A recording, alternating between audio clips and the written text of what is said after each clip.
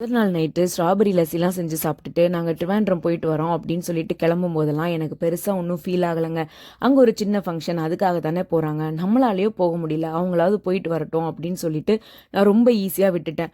But ஒரு 2 டேஸ்க்கு அப்புறம் I started to feel very lonely. Because எங்கள் ஃபேமிலியில் இங்கே 4 பேர் ஒர்க்கிங், அதில் 3 பேர் ஐடி. அவங்க எல்லாருமே இப்போ ஒர்க் ஃப்ரம் ஹோம் ஆப்ஷனில் ட்ரிவாண்ட்ரத்தில் இருக்காங்க. நான் மட்டும்தான் வேறு செக்டர் ஜேஎஃப்எம்னு ப்ரெஷர் ஹெவியாக இருக்கும். இதில் ஒரு நாள் லீவே நடக்காது. அதில் 2 வீக்ஸ் லீவ்லாம் கனவுல கூட நினச்சே பார்க்க முடியாது. இதில் கான்ட்ராடிக்டிங் ஃபேக்ட் என்ன தெரியுமா? நான் யாருக்காக ட்ரிவாண்ட்ரம் விட்டு சென்னைக்கு வந்தேனோ அவங்க எல்லாருமே இப்போ ட்ரிவாண்ட்ரத்தில் இருக்காங்க. நான் மட்டும் இங்கே மாட்டிக்கிட்டேன் because of my own job.